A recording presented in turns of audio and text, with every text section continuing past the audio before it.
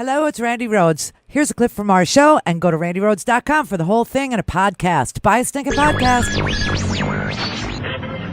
had a little man. The fault. We believe that all men are created equal. To the magnificent mosaic that is America. From radio beacon to radio beacon. I have a dream today. Change has come to America. Believe me. Knock, knock. Who's there? It's a figment of your imagination. Randi Rhodes Show. Turn up your mind. I tend to think it's like having your brother summarize your report card to your parents. We should be deeply suspicious, especially since he had 12 tardies and at least 3 times ditching class. I mean, look, in a more legalistic and political frame, it is deeply inappropriate for someone who is an avowed partisan who in part auditioned for the job by disparaging the report to be responsible for summarizing the report. And as someone who has a recent experience of having the referee being in charge of, the scorekeeping and being the contestant, I am always suspect of a process that does not have independence and transparency. And I think we should demand that we get to see the report in full, no redactions and no questions. What she said. You know what? This is bizarre. I will say this, okay? The Trump administration has won the PR battle. And that's it. That's what's happened over the weekend. Because Bill Barr, who auditioned for this job with a 19-page memo that he provided to Trump's lawyers, that he provided to Republicans, saying, your best shot is me, because I don't believe that a president can be indicted or obstruct justice. I will take care of this for you. But I'm a lobbyist, and I want that Time Warner merger. This is what I said. He would probably go down in history as the best lobbyist ever, Bill Barr. All right? So Bill Barr decided that he was going to put out 4 pages summarizing the Mueller report, and we don't even know how many pages the Mueller report is. How many pages is this report?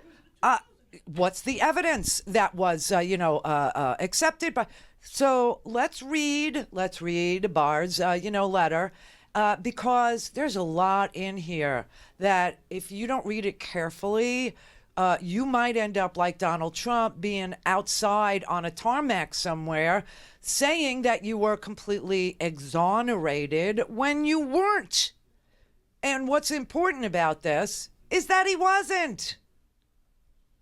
Bill Barr obviously cherry-picked what he liked, started off with the most positive, sunny description by saying Mueller did a very thorough investigation, which obviously he did. But then he starts to take it into the opinion area. See, this is like when I tell you, you read a newspaper, you have to be very careful, especially with the Wall Street Journal, okay? Wall Street Journal is a great newspaper. There is no question that the reporting that gets done there, journalism is first rate. That's just a fact. But the opinion page is something different. The opinion page, you might see, crazy stuff in there. You might see, people opining that the president can't be indicted or the president can't obstruct justice or right? So this is what this is. This is the opinion page of the Mueller report. And that's not going to inform us about whether or not there was a preponderance of the evidence that said that, Trump was encouraging Russia, that he was asking Russia for help, because we saw that with our own eyes. Don't discount what you saw with your own eyes. Don't discount what you heard with your own ears. You heard Trump saying Russia, if you're listening, and you know that very day Russia hacked Hillary Clinton's personal emails. Before that, Russia had only hacked the Democratic National Committee, only hacked Debbie Wasserman Schultz, only hacked polling data. Listen, believe what you saw, believe what you heard, and remember this as we go through all of this today. Just remember this. If Donald Trump hadn't fired James Comey, you would never have known that Michael Flynn was a Russian operative. You would never have known that Roger Stone was communicating with WikiLeaks. You would never have known that Manafort was a dirty, disgusting, tax-avoiding lobbyist for a hostile government, that he was using the Trump campaign to make himself whole with a oligarch named Oleg Deripaska. All this we know only because Trump fired Comey. So just remember that. You saw stuff in plain sight. You heard things happen. You watched indictments. You saw judges put people away. You know that Rick Gates still hasn't been sentenced, okay? You understand that Roger Stone hasn't gone on trial yet, and he will go on trial in front of the same judge that tried Paul Manafort. So let's just remember that if Trump wasn't such a douche and he hadn't fired James Comey, we would probably have Michael Flynn as our national security advisor. You know what I'm saying? So be very grateful that this investigation even happened, and remember why it started. It didn't start with a dossier, and it didn't start because of Hillary Clinton. It started because George Papadopoulos got drunk in a bar with a Russian operative, a professor named Professor Misfud, who told George Papadopoulos that the Russian government had dirt on Hillary Clinton and they were willing to share it with the Trump campaign. And it just so happened that Papadopoulos told this drunk to an Australian diplomat who told his government, and his government told our government, and then our counterintelligence investigation was opened. Once Trump was president and he fired James Comey, that's when the obstruction case began. That's when Rod Rosenstein felt that he had no choice but to get a special counsel. So that's how it all started.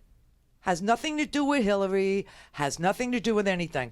And you know what? There is this summary by a very partisan Bill Barr, who decided to put a 19-page memo out into the universe that said, and that he shared it with Emmett Flood, the White House special counsel. He shared it with the Solicitor General, Noel Francisco. He shared it with the Justice Department, his former colleague, Pat Cipollini, who is now the White House counsel. He's the new Don McGahn. He shared it with the lawyers for Donald Trump, Marty and Jane Raskin here in Florida. He shared it with Jay Sekulow. And then he sent a copy to Jared and Ivanka, Trump's attorneys. They say he sent it to Abby Lowell.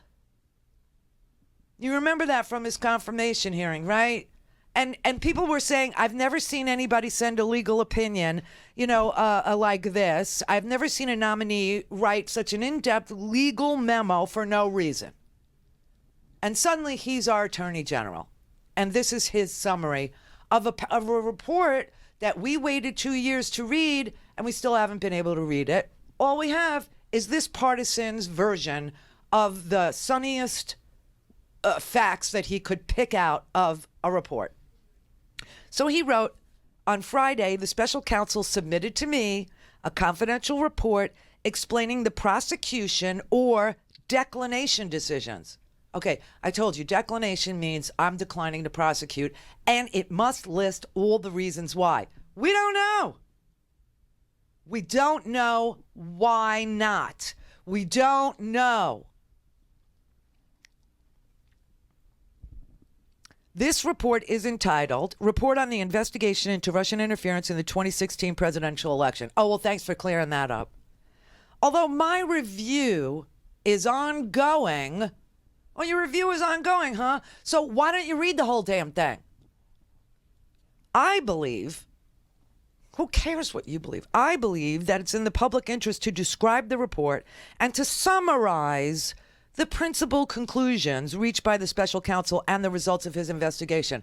Well, you know what? Without his reasoning, without the list of facts, without the pros and cons, without his, input into how he arrived at certain decisions, whether he reached he had substantial evidence, some credible evidence, reasonable belief, probable cause, a preponderance of the evidence, we don't know.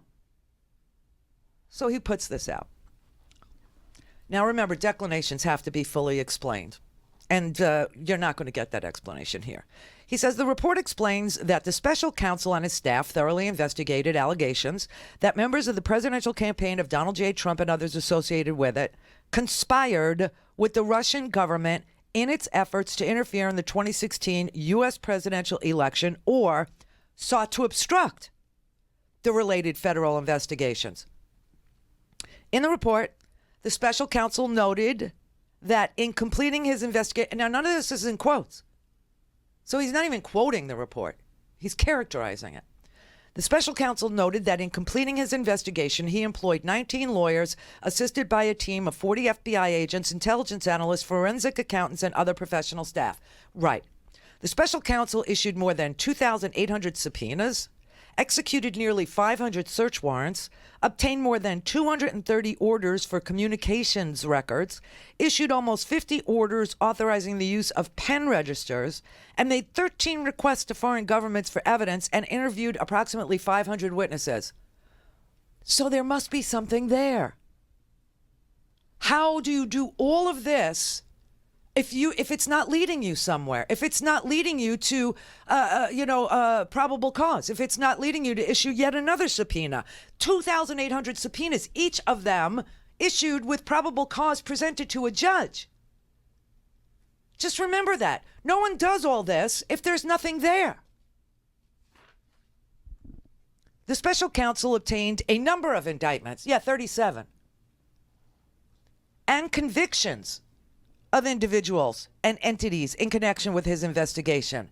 All have been publicly disclosed. Yes, that would be the president's campaign manager, the president's deputy campaign manager, the president's national security advisor, on and on and on. I mean, it's like everyone around the president, including, Roger Stone, who's a hanger-on. Oh, my God. During the course of his investigation, the special counsel also referred... Now, check this sentence out. During the course of his investigation, the special counsel also referred several matters to other offices for further action. Well, is this further action ongoing? We'll find out. The report does not recommend any further indictments, nor did the special counsel obtain any sealed indictments that have yet to be made public.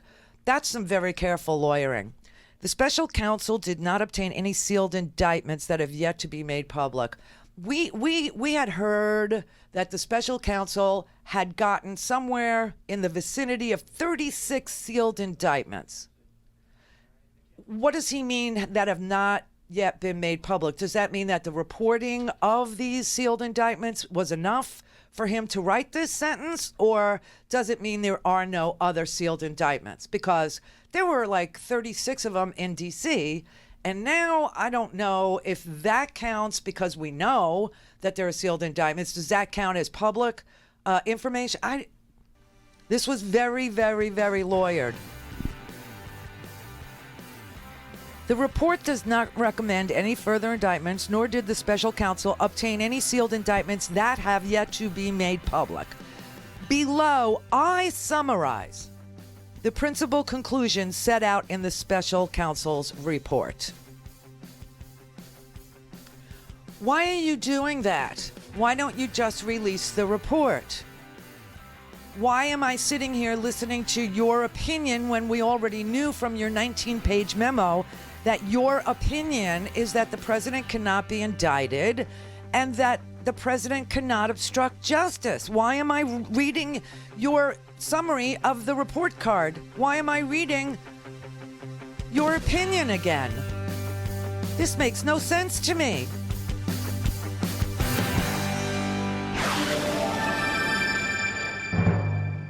All things Randi at RandiRhodes.com. Go for launch. Speaking truth to power, the Randi Rhodes Show.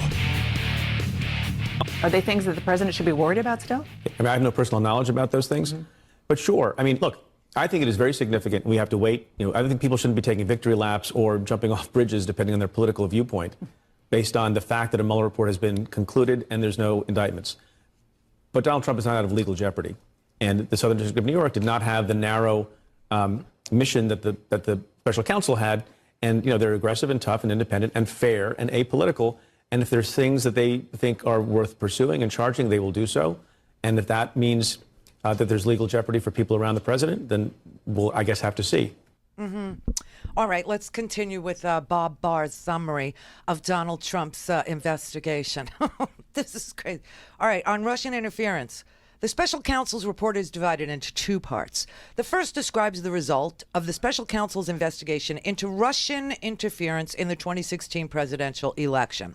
The report outlines the Russian effort to influence the election and documents crimes committed by persons associated with the Russian government in connection with those efforts. All right, so the idea that Donald Trump said, oh, we don't know it's Russia, could be a 400-pound man sitting on his bed somewhere. Or in Helsinki, when he said, he believes Putin didn't do it. He denied it very strongly. We now know, and we've known for a really long time because of the indictments of the Russians and the Russian intelligence officers, that, yes, Russia hacked into our election. Russia interfered in our election, and no, this president did not win fair and square. Okay. The report further explains that a primary consideration for the special counsel's investigation was whether any Americans, including individuals associated with the Trump campaign, joined the Russian conspiracies to influence the elections, which would be a federal crime. Now, Bill Barr is going to characterize the findings this way.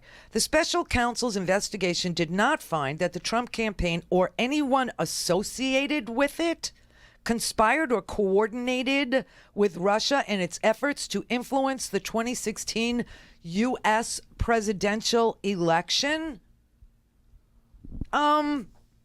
I don't think that's what you're going to see. I think that's going to fall apart when we see the actual report. And you know why I know that? Because Rudy Giuliani actually said that.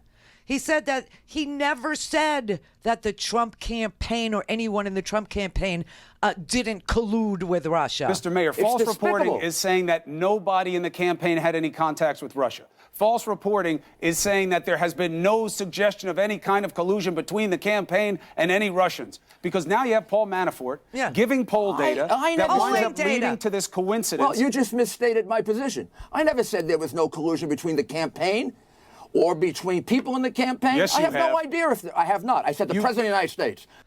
Okay.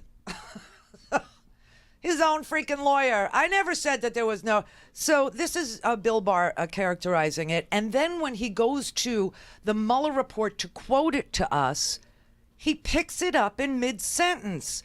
There is a sort of a bracketed T, which means that the sentence did not begin with the word the. And yet when Bill Barr is going to go and finally quote something from the Mueller report for us, he picks it up in mid-sentence. He said, as the report states, okay? And then there is a sentence that he begins with the bracketed T. And a bracketed T means you're picking something up in the middle of the sentence with the word the. Therefore, the T goes in a bracket. He writes, the investigation did not establish that members of the Trump campaign conspired or coordinated with the Russian government in its election interference activities. Well, what came before that? Did the words beyond reasonable doubt come before that? Did he say there is a preponderance of the evidence? Or we have probable cause to believe that they did, but we can't meet the standard for a criminal conviction, which is beyond a reasonable doubt. I mean, what is the rest? What was the beginning of that sentence? That is important. Did not establish to what standard? And what do you mean he picks up in the middle of the sentence? What's the rest of this? That is the most important thing that he cherry-picked, and we don't get the full sentence? Why? Why don't we get the full sentence? Because, things in context mean something, and out of context, they don't. But because of that half a sentence, the president got to stand there and lie and say this thing completely exonerated him. No, it didn't. Okay, and here is another part of it.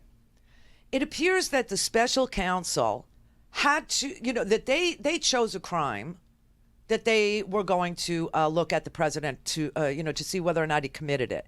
And it looks like the crime was the actual hacking, which is what Rudy Giuliani was telling people in the wider world, that the only crime that could have been committed by the president that would be indictable is if he helped the Russians hack.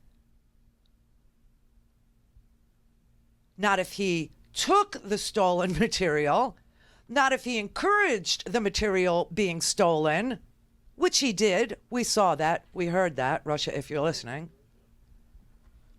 This is what he wrote. The special counsel's investigation determined that there were two main Russian efforts to influence the 2016 election. The first involved attempts by a Russian organization, the Internet Research Agency, to conduct disinformation and social media operations in the U.S. designed to sow social discord, eventually with the aim of interfering with the election. Well, we know that happened. As noted above, the special counsel did not find that any U.S. person or Trump campaign official or associate conspired or knowingly coordinated with the IRA in its efforts. Are you freaking kidding me? Did you not see the retweets that I saw? Did you not see Junior retweeting this crap? Did you not see Jerome Corsi retweeting this crap? Did you not see Alex Jones talking about this crap? Did you not see or hear other TV shows, talk show hosts, using this social media crap and the Pepe memes and all that stuff? Are you kidding me? This is just Bill Barr's, opinion, right? He doesn't quote anything from the report here.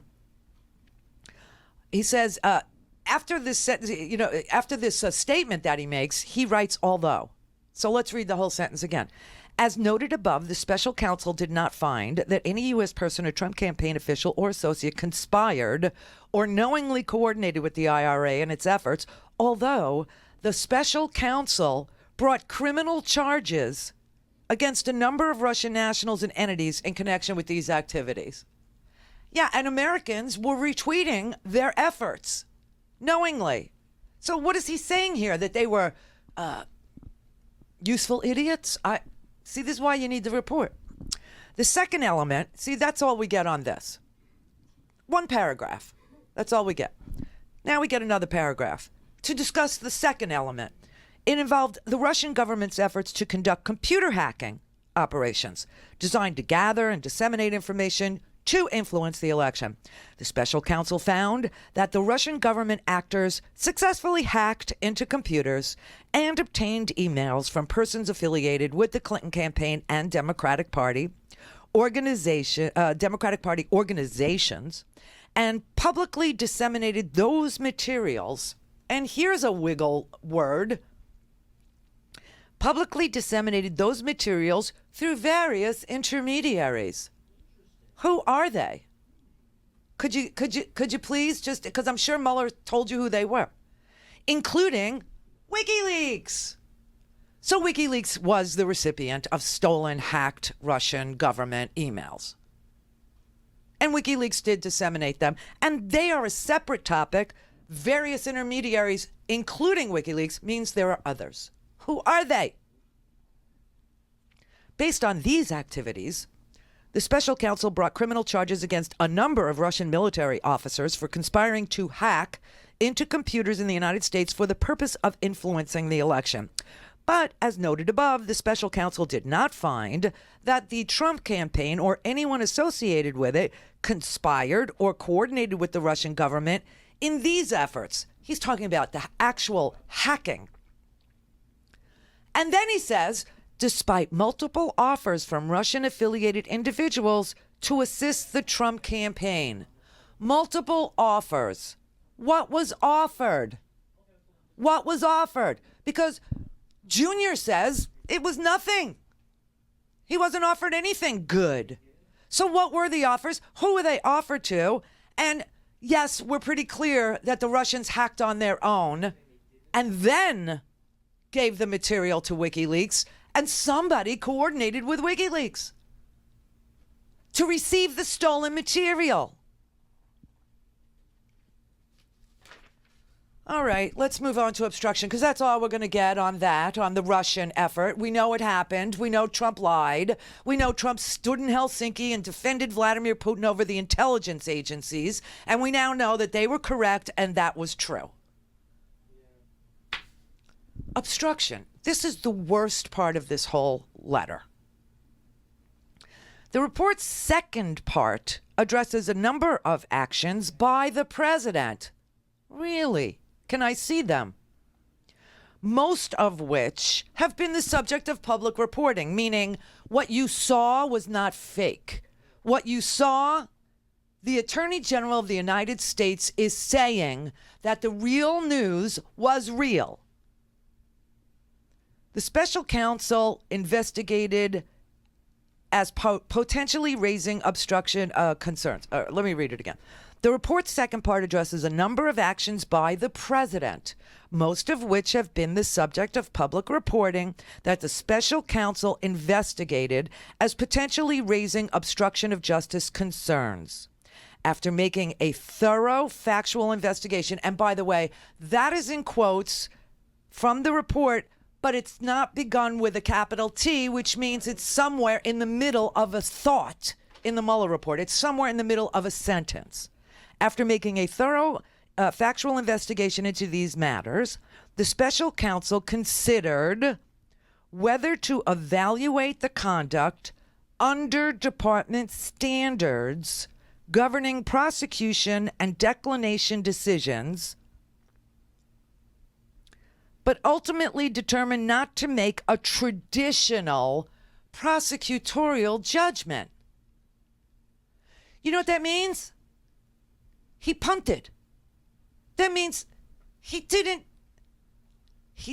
subpoena the president on the, which we've talked about, that Mueller, you know, those written questions, they never had anything to do with obstruction because Donald Trump said he wouldn't answer any questions on obstruction.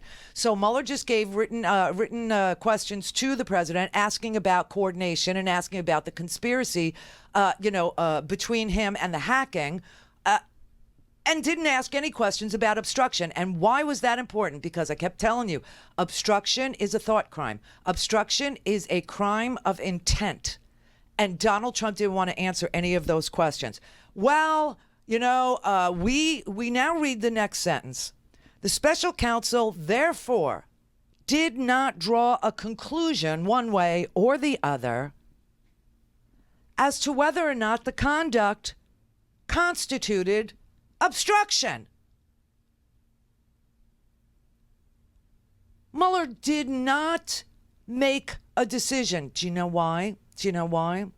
Because the rules governing the prosecution and declination decisions are that OLC memo. It's that memo, that opinion by the Office of Legal Counsel that says it's 24 opinion OLC 222 written in 2000. C, a sitting president's amenability to indictment and criminal prosecution. Mueller concluded that you can't indict a sitting president, which is what everybody said he would conclude. And that is why he didn't make a decision on obstruction, because that would have included an indictment. And Mueller doesn't think you can indict a sitting president. And so he left it as an open question for guess who? Who in the Constitution gets to decide the indictment of a sitting president? Right, the House of Representatives, Congress. And then the trial begins in the Senate on the indictment as handed down by the Congress. And the trial in the Senate would be presided over by the Chief Justice of the Supreme Court, and the jurors would be the senators. That's how the Constitution works, and that's why there was no indictment of the president for obstruction. Now, you know this because he goes on and he says, instead, for each of the relevant actions investigated, the report sets out evidence on both sides of the question. Meaning Mueller has a list of things that clearly show obstruction, and Mueller has a list of exculpating circumstances. Meaning you can't indict a sitting president is on one side of the legal paper, and on the other side Because everything he said, Russia, if you're listening, I hope you can find the Trump Tower meeting, the Stone coordination with WikiLeaks, the Corsi coordination with, Ted Malloch in London to reach WikiLeaks, the Trump Tower Moscow project, the 100 contacts with Russians, the Seychelles meetings, the back channels that they kept on trying to open, the Trump Tower meeting and whether or not Trump knew about it and the offers and what were in the offers. He has a list, and we don't get to see it in this letter. The special counsel therefore did not draw a conclusion one way or the other as to whether the examined conduct constituted obstruction.